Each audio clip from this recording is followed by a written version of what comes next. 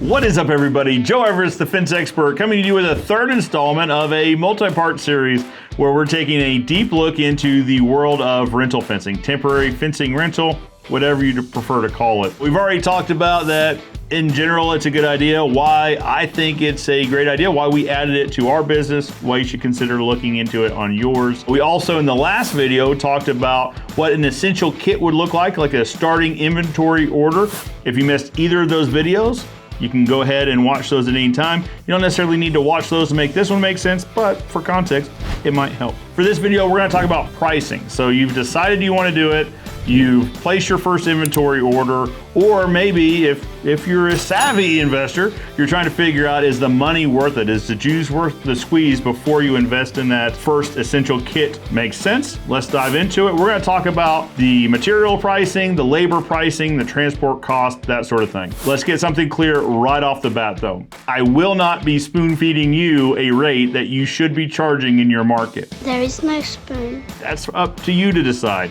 And that's also not legal here in the United States. It violates all sorts of anti-collusion, Sherman Act, the whole thing. And in general, it's just not a good business practice. You need to figure out where the numbers come from to really understand if they're gonna work for you. We're gonna talk about examples and how to come up with those numbers coming up right after this. Guys, before we dig into it, I want to give a huge shout out to Sanco Safety Marketplace, who's making this series happen. Sanco is your one-stop shop for everything temporary fencing. 6 foot, 8 foot tall panels, no problem. 10 or 12 foot wide panels, you bet, they've got it. They've got chain link mesh covered panels, they've got welded wire panels, they've got the feet, the wind braces, all the accessories you could ever want to start a temporary fencing division of your company. Or, like we do, replenish stock over time.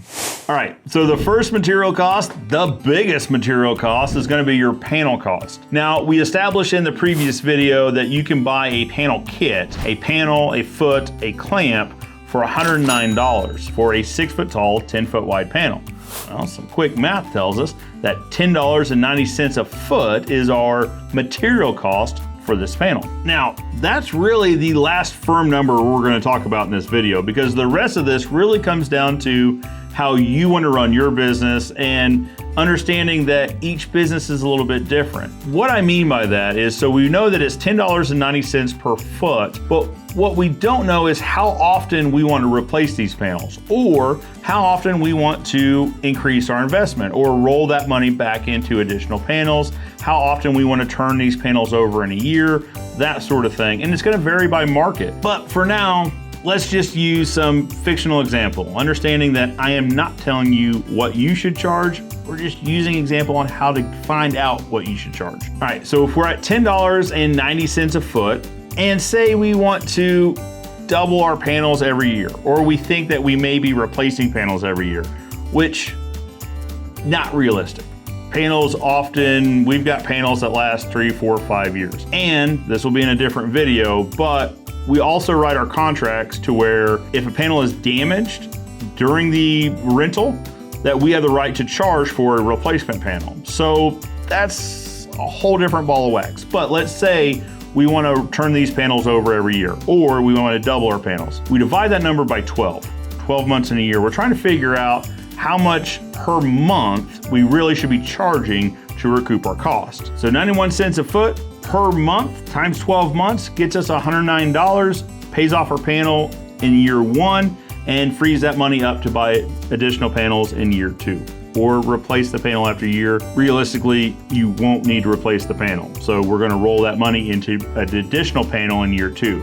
We're hoping we can double our inventory because this thing's gonna grow like crazy year after year after year. So 91 cents a foot per month is your material cost in the panel, the clamp, and the foot. Now, like every other type of fence we install, we're gonna have a markup. So we'll have our cost of materials, our cost of labor, then we'll add a markup, which is our profit, our gross profit, and then we'll come up with our actual cost. You want to decide your markup for yourself. How much profit do you want these panels to make? We know they're gonna pay themselves off in year 1, but there should also be some profit in there for us as well. Rule of thumb, 50% gross profit is what a lot of people talk about. It's a number that I like. We use it at Ozark Fence. You should consider using it. Some use 40%, some use 60%. But at a 50% gross profit, that's 100% markup.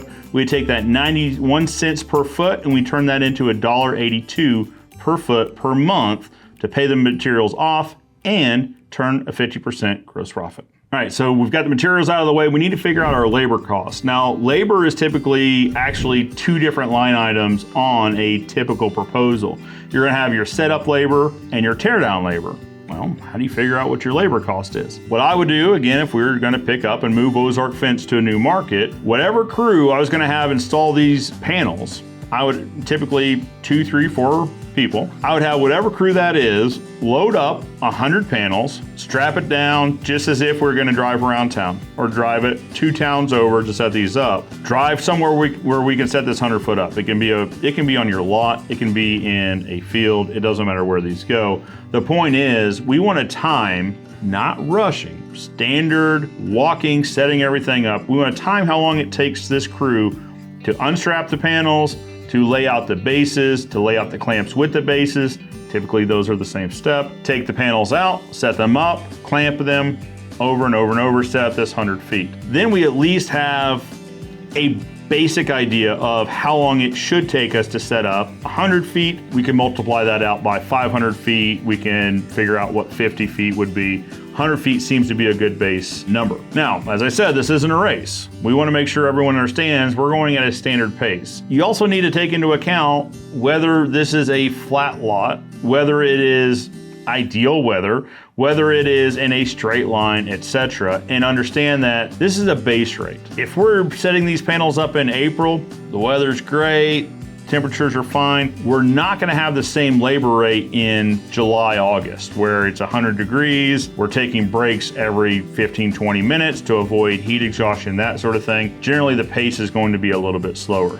Take that into account, but at least you have an idea, or at least a starting point, what your base labor is gonna be to set these panels up. Now, for the removal labor, we're gonna do the process in reverse. What some contractors will do is whatever their setup rate is, they'll use that same rate as their removal rate. If we're gonna have to pick these panels up anyways, after we've set them up to get our setup rate, we might as well time us bringing them down. Taking the panels back on the truck, picking up the bases and the clamps, setting them in or getting them secured, getting everything strapped down, ready to go. Now, it also includes some time to walk the job site. After a setup or a removal, we're always gonna walk the job site, make sure we didn't leave any tools, make sure we didn't leave any bases, any stands, make sure we didn't cause any damage to the property that might need to be repaired. We're also documenting everything. So after a setup, we're gonna go through and snap pictures. We love using Company Cam for this, or whatever photo documentation software you like to document the condition of the panels, the general layout of the panels, just show everybody they were set up, the date they were set up, the condition they were in, that sort of thing. Removal, we're doing the same thing. Right when we show up, we're documenting condition, we're documenting how many panels, how many feet, how many clamps. Like I said, these clamps love to walk away for whatever reason. And then after everything's done, we're also documenting the job site condition so that later on we can't be held responsible for some sort of damage to the property that occurred and someone thinks maybe the fence guys did it. You want to account for this in your setup and removal time. Again, some guys will use a generic figure, they'll add X amount of minutes per job for this. That's fine, as long as you think that's realistic for the time your crew is going to take. What we're trying to do is establish a realistic timeline for how many feet these guys can set up in a period of time, typically an hour. Now, when we're calculating labor costs, we need to calculate entire labor cost, not just the hourly wage or the average wage rate of this crew. We also need to take into account payroll taxes. We need to take into account any additional on top of that. So any sort of health, dental, vision, whatever goes into paying these team members, that needs to go into your labor number. It's not simply $20 an hour times 3 team members. It's that plus your taxes, your burden, payroll burden, and all that. Typically, it's somewhere between 30 and 40%. But again, make sure you understand your number so that you're not just paying them and then the company's paying for all these additional payroll responsibilities. If we're paying them for this job should be paying for those costs. Lastly, we want to have some sort of transport rate. So think about the time it takes to drive across or to the furthest point in your metro area. A lot of places will have a metro rate and then a beyond local rate. How we typically operate, I think a lot of contractors is the same. We'll find our office and we'll find the furthest point in our metro area, or what we would consider local. That would be our local rate. How long it takes us to get there.